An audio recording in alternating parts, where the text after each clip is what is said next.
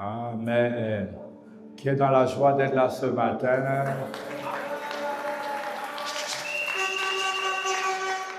Amen.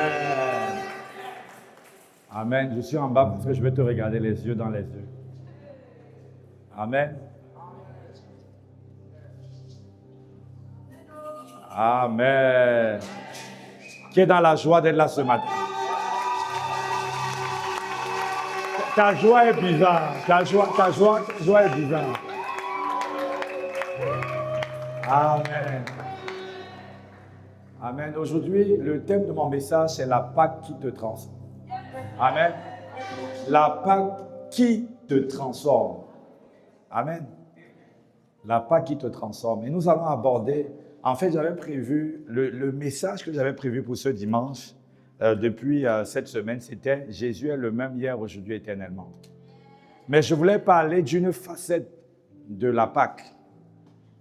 Mais Dieu m'a amené à parler d'une autre facette qu'on n'évoque pas souvent et que je n'avais même pas moi-même totalement comprise. Et c'est de cette facette dont nous allons parler. Parce qu'il y a une Pâque qui te transforme. Amen. La Pâque est puissante. La Pâque, c'est plus que ce que tu ne crois. Et il y a une Pâque qui te transforme. Amen. Donc la Pâque, ce n'est pas simplement un événement. La Pâque, c'est une puissance. La Pâque, c'est également un processus. Je vais t'expliquer cela. Amen. Et donc, la première chose que j'aimerais que tu comprennes, c'est qu'à la Pâque, il y a au moins deux types de puissances qui ont été libérées. Le premier type de puissance, c'est la puissance du salut. C'est-à-dire la puissance qui te délivre. C'est un peu sur cette base-là que nous avons prié tout à l'heure. C'est la puissance qui te sort de la maladie, la puissance qui te sort des difficultés que Dieu n'avait pas ordonnées. C'est la puissance qui te sort des liens familiaux. Il y a une puissance qui agit autour de toi. C'est une des facettes de Jésus qu'on appelle Jésus sauveur. Amen. Donc Jésus qui sauve. Jésus qui te sauve. Donc à la croix, puisque la Pâque, il y a plusieurs actes. Il y a l'acte de la mort, l'acte de l'ensevelissement, de l'enterrement, et puis il y a l'acte de la résurrection. Et tout cela, généralement, Paul appelle ça l'œuvre de la croix. Amen. Quand on parle de l'œuvre de la croix, on parle de la mort et aussi de la résurrection, de manière générale. Mais il y a au moins deux puissances. La première puissance, c'est la puissance qui te sauve. Et c'est très souvent ce type de puissance que nous mettons en avant pendant la Pâque. Et moi-même, j'avais l'habitude de ne parler presque exclusivement que de ce type de puissance. Mais le Seigneur, pendant que je dormais, je me suis réveillé. C'est comme si dans le songe, je ne sais pas si c'est dans le songe ou c'est en me réveillant, mais je me suis réveillé comme si Dieu m'avait parlé dans le songe et il m'a dit ce que nous devions voir aujourd'hui. Amen. Et puis je suis allé donc étudier la parole pour mieux étayer. Mais la pensée, je me suis réveillé avec la pensée de parler de cette facette de la Pâque. Amen. Et donc le deuxième type de puissance, et ce sera l'objet du message, nous allons détailler ce point. Le deuxième type de puissance, c'est la puissance de la Seigneurie de Jésus. Amen. C'est une puissance qui ne te délivre pas seulement, mais c'est une puissance qui te transforme. Amen. C'est une puissance qui n'agit pas simplement autour de toi, mais c'est une puissance qui agit à l'intérieur de toi. Amen. La Pâque n'a pas pour but uniquement de te délivrer de tes ennemis. L'un des buts également de la Pâque, c'est de tuer le diable, mais c'est également de tuer ta chair. Amen. Donc la Pâque n'a pas pour but que de te délivrer du diable, mais la Pâque te délivre également de toi-même. Et c'est la puissance de la Seigneurie de Jésus qui a permis à ce que tu puisses être délivré de toi-même à la croix. Amen. Donc il y a une puissance qui a été manifestée. Et cette puissance te donne la capacité de dire non au péché. Cette puissance te donne la capacité de changer de statut. Avant, tu étais un aggravateur. J'ai appris le mot. Un aggravateur, c'est un expert en commérage. Vous savez que c'est toi qui amplifie les nouvelles. C'est toi qui lis les intentions que Dieu lui-même n'a pas vues. Tu vois, quand il a dit ça, il voulait dire ça. Qui a dit qu'il voulait dire ça? Et le problème, c'est que ton vouloir dire, c'est toujours soupçonner le mal. Tu n'es pas là pour arranger, parce que Dieu, même quand Dieu dit que tu voulais dire ça, il arrange toujours. C'est pourquoi on tue Jésus, et Jésus trouve des excuses à ceux qui l'ont tué. On le tue, il dit que non, Père, pardonne-le car ils ne savent pas ce qu'ils font. J'ai envie de dire, Jésus, ils savent. Quand ils ont mis le clou, ils savaient exactement où il fallait frapper pour que ça te fasse mal. Mais Jésus dit, ils ne savent pas. Donc quand Dieu soupçonne, il soupçonne le bien. Mais il y a des personnes, quand tu soupçonnes, c'est le mal que tu soupçonnes. C'est une puissance qui agit à l'intérieur de toi qu'on appelle la chair. Mais la Bible dit qu'à la croix, Dieu a crucifié cette chair. Dieu a libéré une puissance, la puissance de la Seigneurie de Jésus, qui te donne le pouvoir de dire non. Amen, non. Ta bouche te démange. Tu as envie de parler, mais tu dis non. Non. J'ai été créé pour Dieu. Ma bouche sera un objet de bénédiction. Je vais bénir les gens, je vais bénir les vies. Amen. Donc il y a une force. La Bible parle de la loi du péché et de la mort. C'est une loi qui agissait dans l'homme. Et à la croix, Dieu a inversé la tendance et il a donné le contrôle à l'homme. Amen.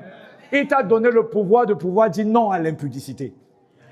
Toi, tu tires sur tout ce qui bouge. Même ce qui ne bouge pas, tu tires dessus. Mais il y a des gens à l'église qui sont comme ça. Que ma soeur, viens, on va prier. Prier quoi? Tu pries avec toutes les sœurs. Viens, on va prier. Et il y a des frères qui sont des spécialistes du suivi.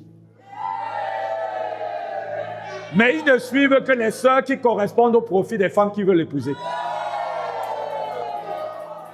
Et c'est un suivi rapproché.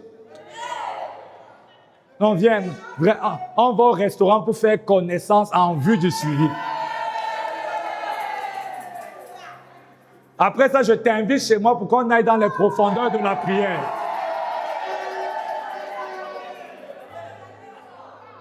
Il va dire, pasteur, c'est plus fort que moi. La Bible dit qu'à la croix, il y a une puissance qui a été libérée. Et cette puissance te donne le pouvoir de dire non. Dis non. Amen. Tu n'es pas obligé d'être esclave de l'impudicité. Tu n'es pas obligé d'être esclave des penchants mauvais. Dans ta famille, c'est vrai que les parents étaient des experts en impudicité. Mais ton cas sera différent. Je dis ton cas sera différent. Ton cas sera différent. Pourquoi? Parce que tu es mort et tu es ressuscité. Et dans la résurrection, il n'y a pas que la puissance pour te délivrer du diable. Il y a la puissance pour te délivrer de toi. Quand je parle de toi, je ne parle pas de toi l'esprit, mais je parle de ton vieil homme. L'ancienne nature pécheresse qui te poussait à pécher, qui te démangeait. Amen. Tu dis non, vraiment, pasteur, je ne sais pas comment faire. Quand j'ouvre mon ordinateur, ma main va toujours sur certains sites. Sa main perd le contrôle. Il dit, pasteur, c'est plus fort que moi. Ce n'est pas plus fort que toi. Parce qu'à la croix, tu as reçu une puissance supérieure. Il y a une puissance qui a été libérée à la croix. C'est la puissance de Seigneurie qui te transforme. Jésus n'est pas uniquement mort pour te délivrer du diable. Il est mort également pour terrasser la chair. Pour terrasser ton vieil homme. Pour te donner la capacité de dire non. Ta main, tu dis...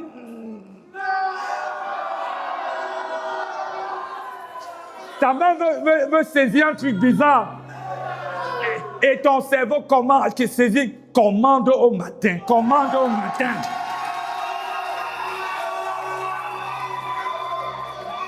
Commande au matin, c'est des temps de prière prophétique de l'apôtre Yvan sur YouTube. Avant, quand tu allais sur l'ordi, c'était pour... tu saisissais des choses bizarres. Maintenant, tu vas saisir commande au matin. Amen. Tu vas saisir temps d'adoration prophétique. Tu vas saisir apôtre Yvan Castalnou. Tu vas saisir ICC à Abidjan. Amen. On ne te retrouvera plus dans ces choses-là. À cause de la puissance de la Pâque. À la Pâque, il n'y a pas que la puissance pour te délivrer. Il y a également la puissance pour te transformer. Amen. C'est une puissance qui a été libérée. La Bible nous dit dans Exode 12, on parle de la première fois que la Pâque a eu lieu. Le peuple d'Israël était en captivité en Égypte. Et Dieu envoie Moïse. Dieu envoie Moïse délivrer le peuple d'Israël. Le peuple d'Israël était dans une partie du pays ou d'une ville qu'on appelait Goshen. Et dans cette ville-là, Dieu a frappé l'Égypte de plusieurs plaies. Et Pharaon résistait. Pharaon a décidé, il a dit, je ne lâche pas, je ne libère pas ton peuple. Et Dieu décide de sortir l'arme fatale. C'est pourquoi la Pâque, c'est une arme redoutable. Le diable peut résister à d'autres plaies. Mais quand c'est la plaie de la Pâque, le diable est obligé de lâcher prise. Amen. Et donc, Dieu demande au peuple d'Israël, il dit, sacrifiez un agneau, immolez-le, et puis mettez le sang sur les portes.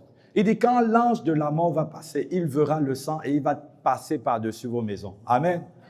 Et l'ange de la mort venait pour tuer tous les premiers-nés des familles. Et quand l'ange de la mort est venu, quand il voyait le sang, il passait à travers. Amen. Je vois les problèmes passer à travers ta vie. Amen. Je vois la maladie sauter. Je vois le célibat sauter. Je vois l'impudicité sauter. Je vois le divorce sauter. Je vois la pauvreté sauter. Amen. Donc quand l'ange de la mort venait, il arrive, il voit le sang, il saute. Et c'est ce qui se passera dans ta vie. Amen. Et ce qui est merveilleux, c'est que l'ange de la mort ne sautait pas parce que le peuple d'Israël était meilleur que le peuple égyptien. L'ange de la mort sautait à cause du sang. L'ange de la mort ne sautait pas parce que la maison était belle. Mais l'ange de la mort sautait à cause du sang.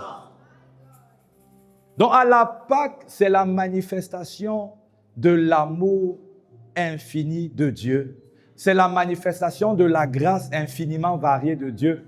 C'est la manifestation de Dieu qui vient te délivrer malgré toi, du diable et de tous ses agissements. Mais dans Exode 12, la Pâque n'était pas parfaite parce que la Pâque était une image. La Pâque n'était pas parfaite parce qu'un seul type de puissance a été libéré. La puissance pour délivrer, mais pas la puissance pour transformer. C'est pourquoi le peuple d'Israël est sorti d'Égypte, mais l'Égypte est restée en eux. Parce que la Pâque agissait autour, mais pas à l'intérieur. Amen. Mais la deuxième Pâque, amen, la deuxième Pâque était parfaite. Dans la deuxième Pâque, il y a eu la puissance de la délivrance et de la transformation. Et c'est pourquoi la Bible dit que Christ a été cette Pâque-là. Amen. Une Pâque complète, parfaite. Le peuple d'Israël, c'était une image qui annonçait quelque chose de parfait. C'est pourquoi la Pâque n'est plus un événement, la Pâque est devenue une personne. La Bible dit que Christ, dans, je ne sais pas, Corinthiens, combien, je ne sais pas, mais que Christ est notre Pâque. Amen. Donc, il y a la capacité d'être délivré et la capacité d'être transformé. La Pâque a été parfaite. Est-ce que nous pouvons acclamer le Seigneur? Est-ce que nous pouvons dire merci à Jésus? Merci à Jésus. La Pâque était parfaite. La Pâque de Jésus, c'est la vraie Pâque. La Pâque de Jésus, ce n'est pas petite Pâque. Ce n'est pas petite Pâque. La Pâque de Jésus, ce n'est pas la Pâque. C'est ça? C'est pas comment? Tu as dit pas quoi? Pas Guinou? Ça veut dire quoi ça? Ah, ok, c'est la Pâque des paroles. Ah, pas Guinois avec les Ignans. Non, non, pas de la vraie Pâque. La vraie Pâque est celle qui te délivre et celle qui te transforme. Amen. La Pâque, la puissance qui te transforme. Amen. Ça, c'est la vraie Pâque de Jésus. La deuxième chose que tu dois savoir concernant la Pâque, c'est que la Pâque,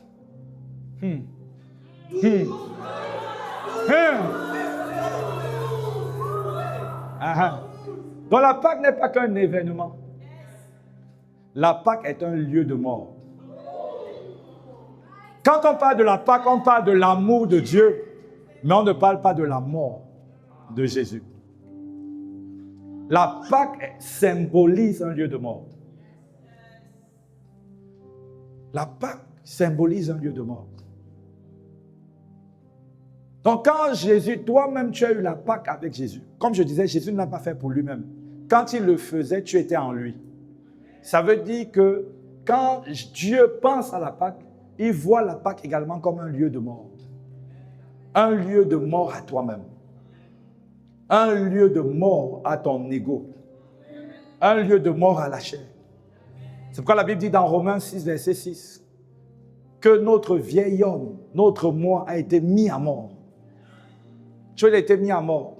Et le vieil homme, ce n'est pas que le fait de commettre l'impudicité. Le vieil homme également, c'est cette tendance que tu as à aimer le confort plus que Dieu. C'est le vieil homme qui t'empêche d'évangéliser. C'est le vieil homme qui t'empêche de venir à l'église le dimanche. Quand tu te lèves, il pleut un peu, tu dis... C'est le vieil homme.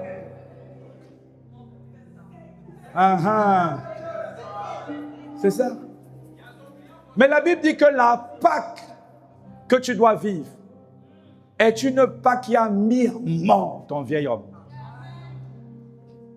Amen. C'est le vieil homme qui t'amène à être égoïste, à penser d'abord à toi et non aux autres. C'est le vieil homme. Dans la chair, ce n'est pas que le fait de pécher.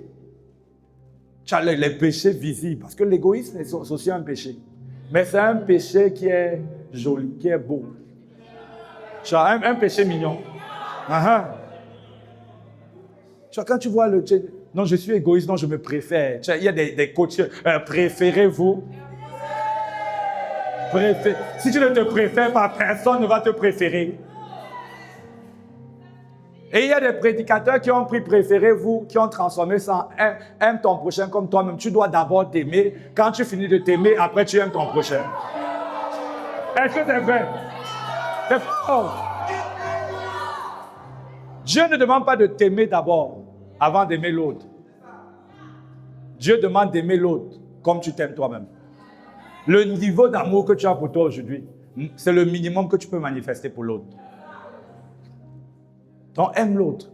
Donc, la chair va te donner des raisons pour ne pas obéir. Mais la Bible dit que la chair a été mise à mort. Donc, la Pâque, c'est un lieu de mort. Un lieu de mort.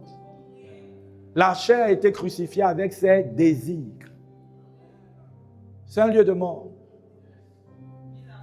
Ça veut dire que Dieu attend de toi que tu puisses conformer ta vie à la réalité de la Pâque. La réalité de la Pâque, c'est que ta chair a été mise à mort. C'est ça la réalité. Tu n'es plus obligé de vivre par la chair. Tu n'es plus obligé de vivre centré sur toi. Tu n'es plus obligé de vivre comme si la terre existait pour toi. Tu n'es plus obligé de vivre comme si Dieu lui-même existait pour toi. C'est pourquoi tu as des personnes, quand ils demandent des choses à Dieu, Dieu n'exauce pas, il dit, je ne te sers pas. Dieu n'est pas ton petit copain. Dieu n'est pas ton serviteur. C'est la chair qui te fait croire que Dieu est là pour travailler pour toi. C'est la chair. Dieu est là pour rendre ta vie belle.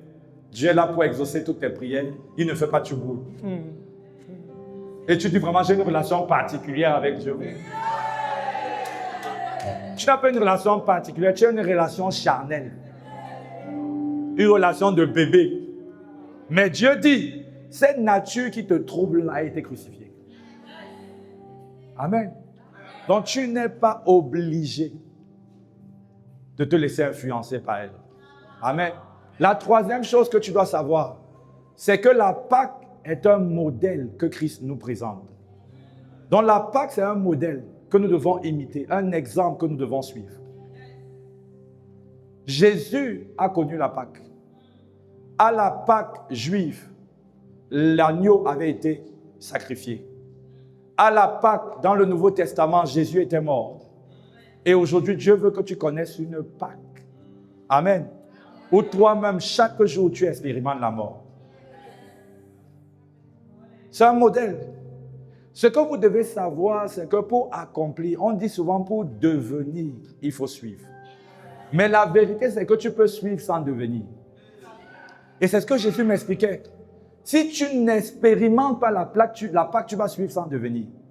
Pourquoi? Parce que tu vas suivre sans la croix. Jésus a dit, avant de me suivre, vous devez porter votre croix. Beaucoup de chrétiens suivent Jésus sans la croix. Ils viennent à l'église, ils prient, ils jeûnent, mais sans la croix.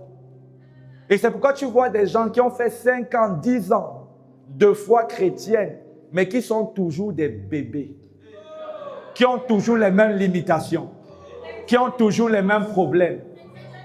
Pourquoi? Parce qu'ils suivent Jésus, mais sans la croix. Il te dit, j'ai une vie de prière, je prie 3 heures par jour. Tu pries 3 heures par jour, mais sans la croix.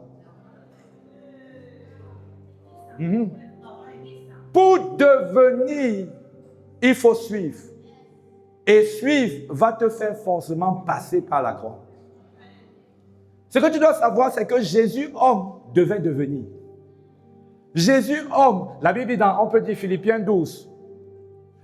Philippiens 5 ou 12. Philippiens 5. Jésus lui-même. Comment? Est-ce qu'il y a quelqu'un qui connaît la Bible qui peut me dire ça? Philippiens 2. Je sais pas pourquoi je m'embrouille là. Amen. Philippiens 2. Philippiens 2. Philippiens 2. Oui, non, j'ai trouvé déjà. Voilà, ok. Philippiens 2. Ok. Si donc il y a quelques consolations en Christ, quelques soulagements dans la charité, on peut continuer verset 2. Continue encore. Ok, bon, je lis quand même ça. Non, lisons quand même ça, ça va aider quelqu'un. Ça va aider un star. Reviens au verset 2. On dit ne faites rien par esprit de parti. Tu vois, les esprits de parti, c'est des clans. Ou par vaine gloire. Mais que l'humilité vous fasse regarder les autres comme étant au-dessus de vous-même. Amen. Je n'ai pas envie de rentrer dans ce verset. Je pense qu'un jour on abordera ça parce que le verset ne dit pas le verset ne dit pas que les autres sont au-dessus de vous. Mais le verset dit que tu dois regarder les autres comme étant au-dessus. Donc le verset ne parle pas du sentiment d'infériorité. Le verset parle de quelqu'un qui sait qui il est, mais qui décide de se soumettre. Amen. Qui sait qui il est, mais il décide de se soumettre. Amen. Vous savez, quand moi je suis avec mes autres amis pasteurs, souvent je parle de tu as l'impression que je ne suis rien. Mais je sais qui je suis. Mais je bénis le Seigneur pour leur vie. Je lève Dieu pour leur vie. Souvent, nous sommes dans des conseils, je parle de tel, je dis, oh vraiment, j'ai discuté avec lui, il m'a donné une parole qui a révolutionné ma vie. Tu as l'impression que je suis un petit gars qui ne connaît rien de Dieu. Je sais qui je suis, mais je choisis volontairement d'élever les autres. Amen. On verra ça une autre fois, quand on va parler de l'humilité, la puissance de l'humilité. On peut continuer, mais on continue. On continue. À partir du verset 8, normalement. À partir du verset 8. OK. Non, reviens au verset 7. OK. Verset 6 encore. OK, donc, au verset 5. Lequel, on dit, ayez en vous les sentiments qui étaient en Christ. Amen. Lequel, existant en forme de Dieu, n'a point regardé comme une proie à arracher d'être égal avec Dieu.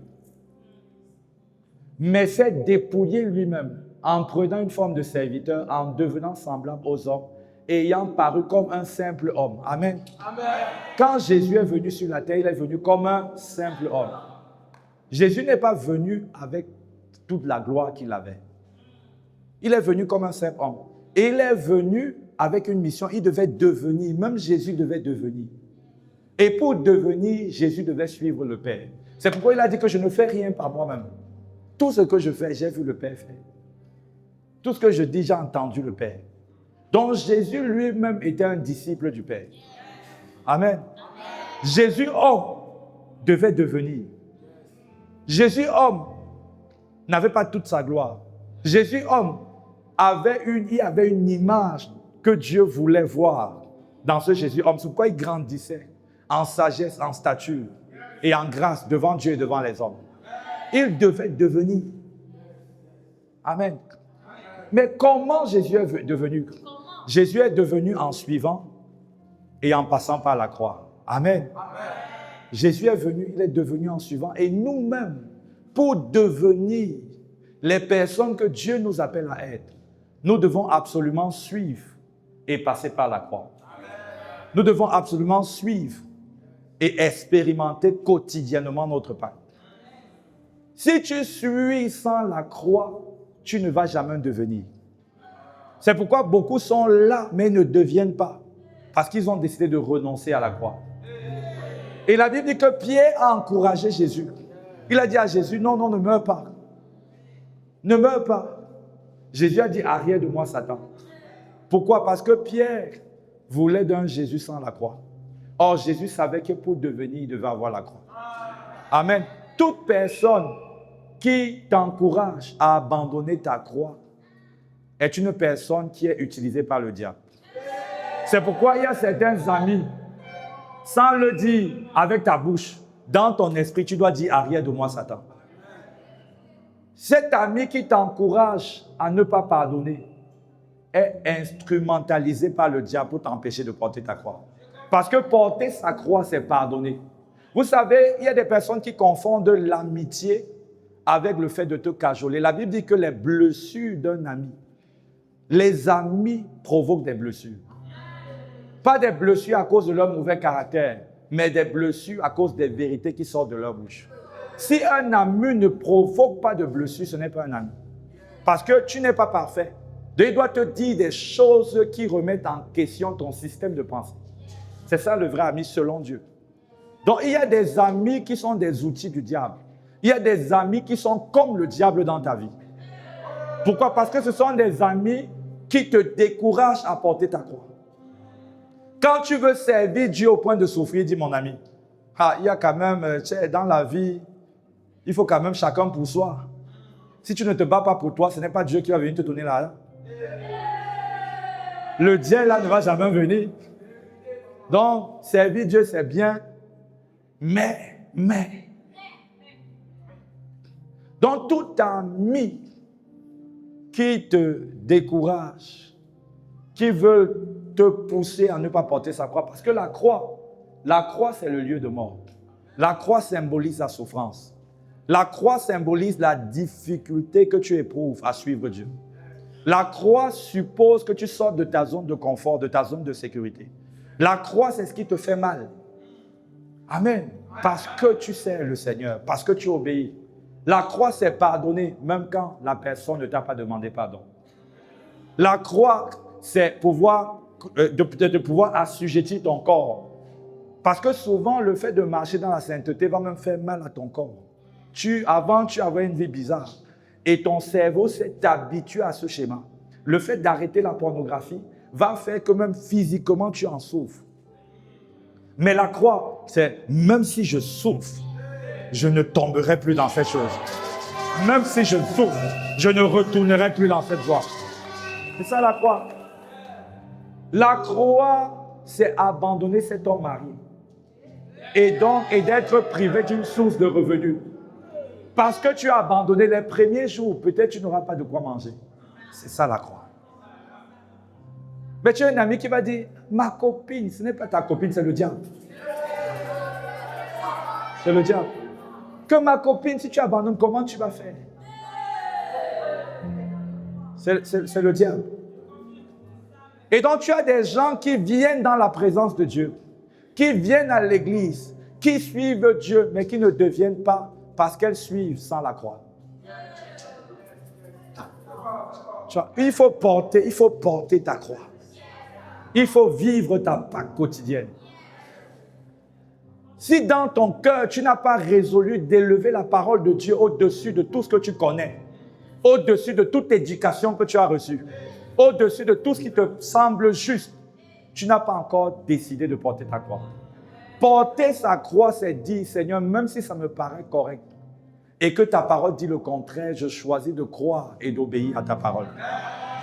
Parce que ce qui te paraît correct est le résultat de ce qu'on appelle le système, une bonne partie, pas tout, mais une bonne partie de ce qui te paraît correct est le résultat d'un système qu'on appelle le système du monde, qui, à travers l'éducation, à travers des valeurs humaines, ont façonné ta manière de voir la vie et de penser. Et quand tu viens à Christ, ce que Dieu veut faire, c'est déprogrammer cette manière de penser et reprogrammer la bonne manière de penser.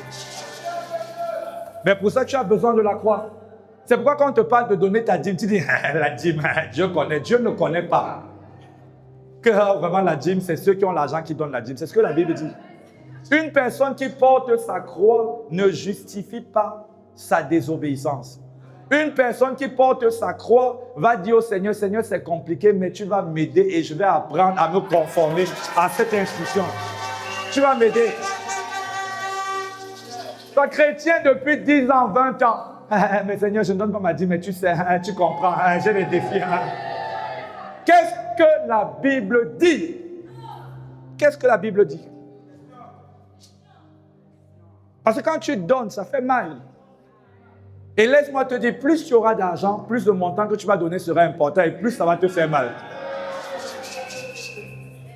Mais c'est le genre de douleur qu'on aime. Je dis, c'est le genre de douleur qu'on aime. On prend plaisir d'avoir été trouvé digne de souffrir pour Jésus. Amen. On prend plaisir. Amen. On dit parole de Dieu. Parole de Dieu. Amen. Word of God. Amen.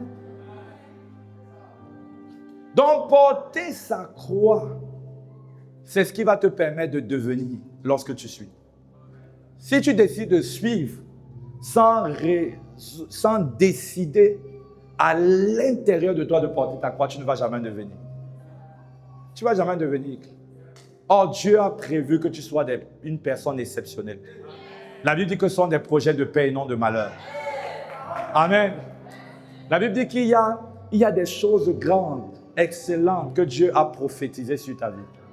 Mais pour qu'elles viennent à s'accomplir, il faut que tu suives avec ta croix et non sans ta croix. Et voilà ce que Jésus est devenu. Au verset, on continue. On repart à Philippiens 2. Au verset 9. Et là, la Bible nous explique ce que Jésus est devenu. J'ai dit que Jésus devait devenir. Jésus devait devenir.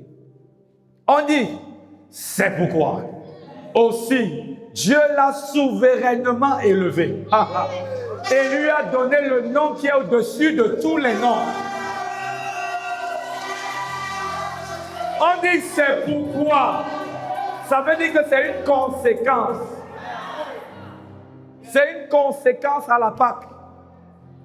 C'est une conséquence à la croix. C'est une conséquence au fait de suivre le Père avec la croix. Et on dit, c'est pourquoi Dieu l'a souverainement élevé. Jésus n'était pas souverainement élevé. Mais dans la pensée de Dieu, quand Dieu voyait Jésus, il ne voyait pas le gars sur la terre qu'on fouettait, mais il voyait quelqu'un qui était souverainement élevé. Et c'est pourquoi il avait dit à Jésus, suis-moi et je ferai de toi quelqu'un de souverainement élevé. Suis-moi. Jésus n'avait pas le nom au-dessus de tout nom. Jésus n'avait pas le nom au-dessus de tout nom. Le nom au-dessus, c'était le nom Jésus, mais pas le même poids. Le poids du nom Jésus que nous avons aujourd'hui est la conséquence d'un suivi avec la croix. Donc c'est un modèle que Dieu nous donne. Pour que ta vie ait du poids. Pour que tu puisses parler et être obéi. Pour que tu puisses avoir la stature pour prendre possession de ta destinée. Il faut que tu suives avec la croix. Il faut que tu suives avec la croix. Si tu veux être un chrétien du dimanche, tu ne vas jamais devenir.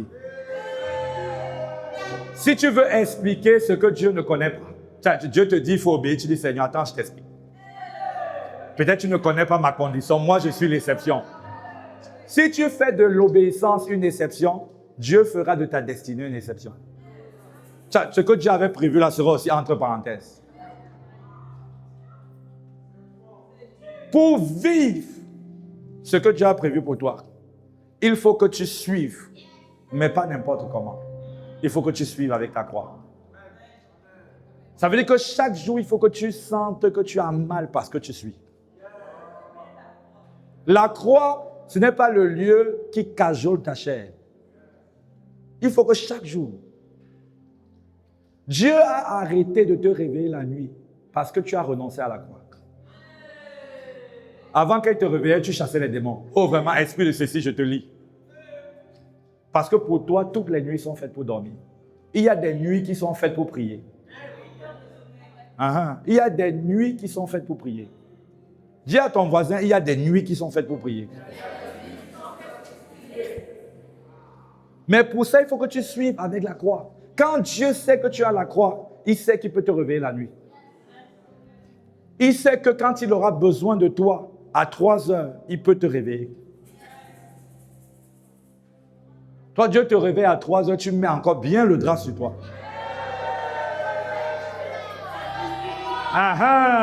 C'est qui? La personne n'est pas là-bas.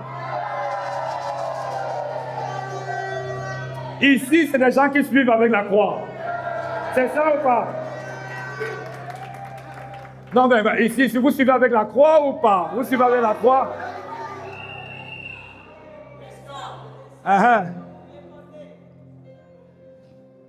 Donc, il faut... Jésus a reçu le nom au-dessus de tous les noms.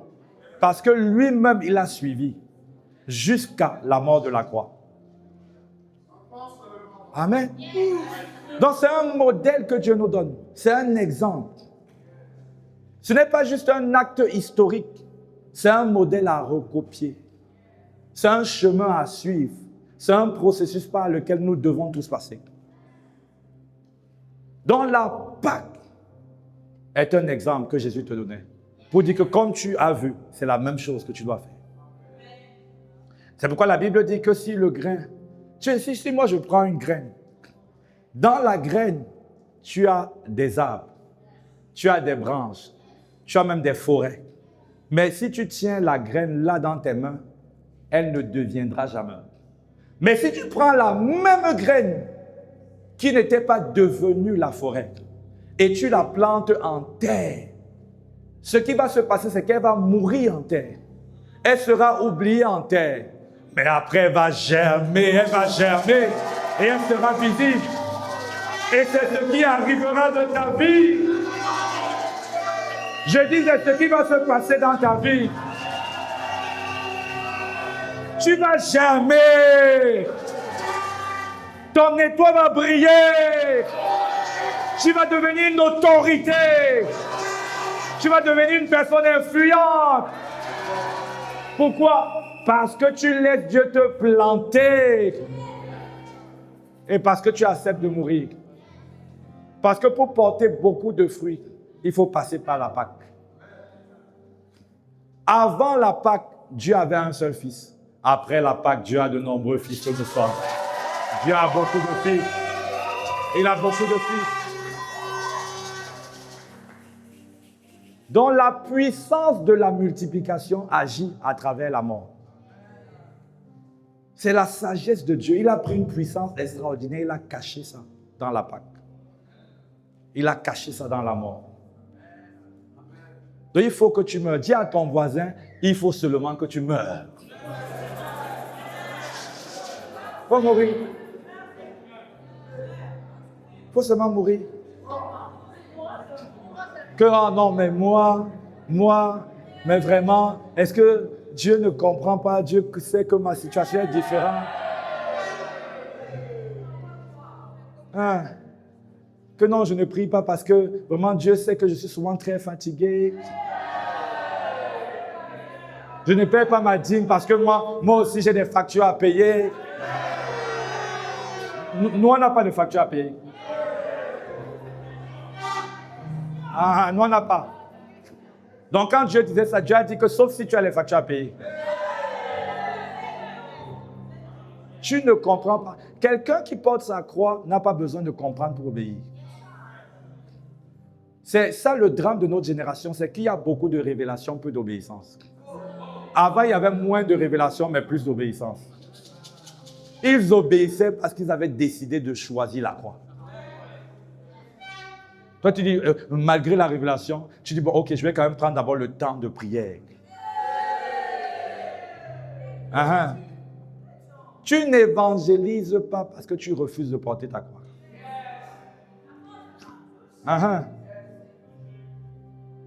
Je dis que non, vraiment, tu sais, pasteur, en milieu professionnel, est-ce que c'est autorisé de parler de Jésus? Tu es en milieu professionnel, on ne sait même pas que tu es chrétien. Mais nos cousins là, on sait qu'ils sont chrétiens. On sait qu'ils ont de leur religion. On sait. Les musulmans là, on sait qu'ils sont musulmans. Mais toi, on ne sait pas que tu es chrétien. Et toi, tu dis que c'est parce qu'il faut être équilibré, il faut une sagesse pour s'intégrer.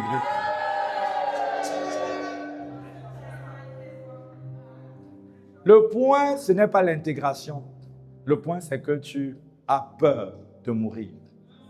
Tu as peur d'être rejeté. Tu as peur d'être mal vu. Tu as peur qu'on te regarde comme un sectaire. Moi, je dis, en Europe, j'étais avant consultant, donc je faisais plusieurs entreprises. Dans chacune des entreprises, j'annonçais Jésus.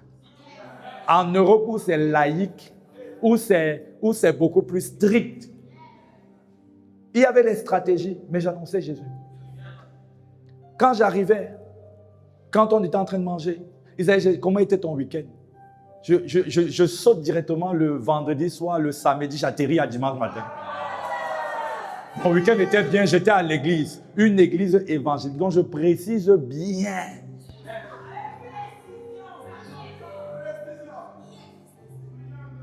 Toi, tu as honte de Jésus, c'est ça le problème. Mais à partir d'aujourd'hui, tu vas récupérer ta croix. Je dis, je vois quelqu'un récupérer sa croix. Je vois quelqu'un récupérer sa croix. Je vois quelqu'un récupérer sa croix. Même si on dit du mal de moi, le plus important, c'est ce que Dieu lui pense de moi. Et c'est le chemin. Ils vont peut-être dire du mal de toi. Moi, je me rappelle, en 2007, j'étais dans une grande banque. Et ils savaient que j'étais chrétien puisque je parlais de l'évangile. Généralement, j'allais partir de mes week-ends, j'allais partir de mon témoignage, j'allais partir des situations de la vie et j'allais présenter ce que Dieu lui a fait dans ma vie. Du coup, on ne peut pas me dire que je fais du prosélytisme puisque je parle de moi, de mon expérience, de ma vie. Et je réponds à une question que tu m'as posée. Donc, tu veux que je fasse comment? Et ces personnes, donc, je me disais, rien ne s'est passé. Et je crois que c'est 10 ans plus tard, 10 ans, 11 ans plus tard, je vois un ancien collègue m'appeler, je n'avais même plus son numéro. C'était une ancienne collègue. Elle m'appelle et elle me dit, je veux Jésus, je veux recevoir Jésus. 11 ans sans relation. Mais la graine était plantée, la graine était plantée. La graine était plantée. 11 ans plus tard, elle me dit, je veux Jésus.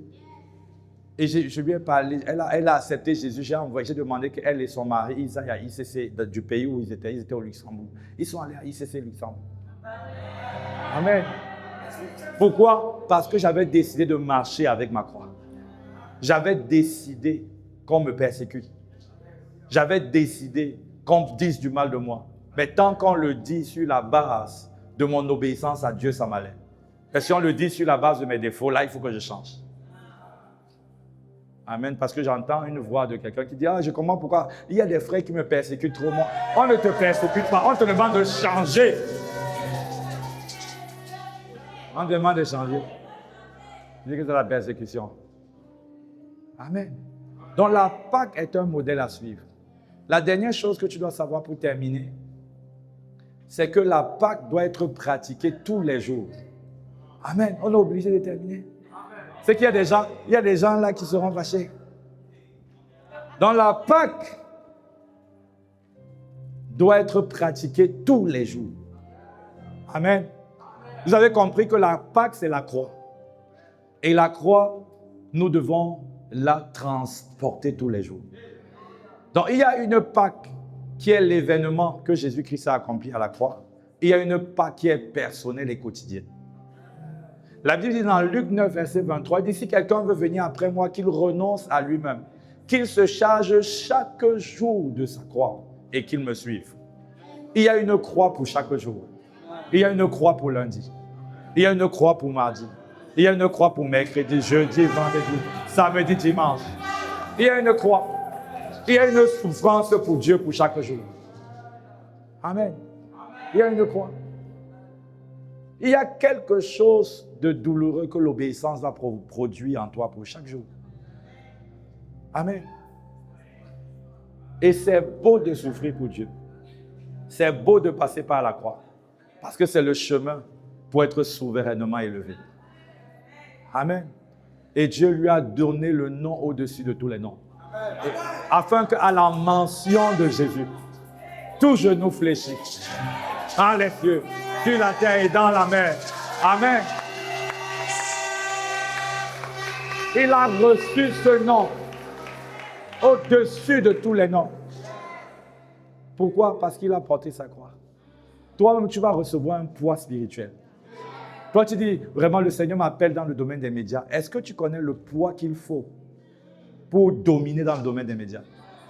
Et le poids ne vient pas de tes paroles. Le poids vient des souffrances produites par la croix. Amen.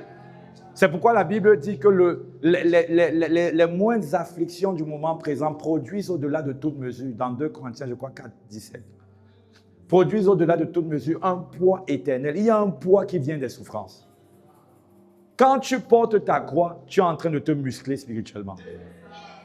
Il y a des gens qui sont comme Hulk. Je ne sais pas si vous connaissez Hulk. Mais Hulk spirituel n'est pas produit dans les laboratoires, il est produit à la croix. Il est engendré par les souffrances de la croix. Il y a un poids, il y a un muscle que tu prends. Quand tu arrives dans un territoire, il y a une gloire qui est arrivée. Quand tu parles à quelqu'un, la personne, le cœur de la personne brûle. Quand tu arrives dans un endroit, il y a une présence que tu transportes. Dans le monde des esprits, les démons vont dire, je connais Jésus, je sais qui est Paul. Il va dire, je sais qui est Timothée. Je sais qui est Enoch. Je sais qui est Shekinah. Je sais qui est Michel. Je sais. Avant, il te disait, toi, c'est qui? Parce qu'il voyait un gringalet. Je dis, mais j'ai 15 ans de foi chrétienne. Je suis pasteur, mon ami. Dans le monde des esprits, ce n'est pas le pastorat, les titres qui comptent. Ce qui compte, c'est les souffrances produites par la croix. Ces souffrances-là te donnent un poids. Un poids. C'est pourquoi tu dois vivre chaque jour ta Pâque. Quand tu vis chaque jour la Pâque, c'est comme si tu faisais des exercices spirituels chaque jour. C'est comme quelqu'un fait l'exercice physique chaque jour. Toi-même, en portant ta croix, tu fais des exercices spirituels. C'est pourquoi tu es musclé.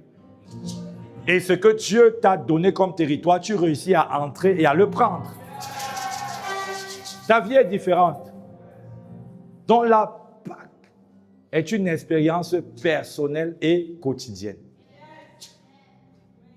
Amen. Personnelle et quotidienne. Dis à ton voisin à compter d'aujourd'hui, prends ta croix. Prends ta croix. Dis à l'autre voisin à compter d'aujourd'hui, prends ta croix.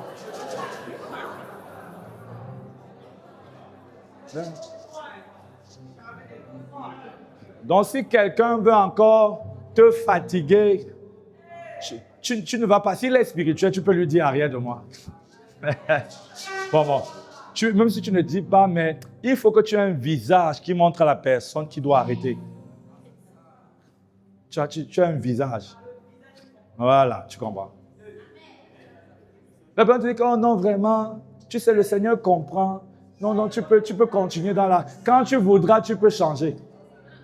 Encourage-moi à changer. Ne me cajole pas. Encourage-moi à changer. On veut des personnes qui sont inspirées par l'Esprit et non des diables qui sont mis à nos côtés. Et ce qui est dangereux, c'est que le bon ami peut à des moments être un instrument du diable, comme Pierre l'a été. Tu vois, le but du diable, c'est que tu te débarrasses de la croix. Parce qu'il sait que la puissance est dans la croix. La puissance de transformation est dans la croix. La puissance dans le fait de suivre est dans la croix. La puissance pour devenir est dans la croix. La puissance pour prendre des galons spirituels est dans la croix. La puissance pour prendre des muscles spirituels est dans la croix. La puissance pour devenir une autorité est dans la croix. Tu n'as pas besoin de titre, tu as besoin de la croix. Tu as besoin de la croix. Donc toute personne qui va te dire, oh tu sais, les pasteurs, si tu donnes la dîme, ils vont manger ta dîme, ils vont... Tu regardes la personne. Le regard. Je peux te rassurer que moi, je ne suis pas salarié de l'église. Donc, je ne touche pas à ta dîme. Donc, sois détendu. Ni moi, ni mon épouse. On ne reçoit pas l'argent de l'église. Donc, si c'est ça qui t'empêchait de faire l'œuvre du ministère, donc tu dois obéir. Amen. On doit apprendre à se charger de notre croix. Est-ce qu'il y a quelqu'un qui est déterminé à prendre sa croix?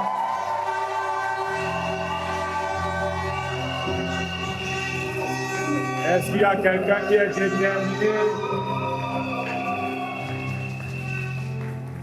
Tu m'appelles. Tu peux te tenir debout si tu le peux. Je te répondrai. Conduis-moi.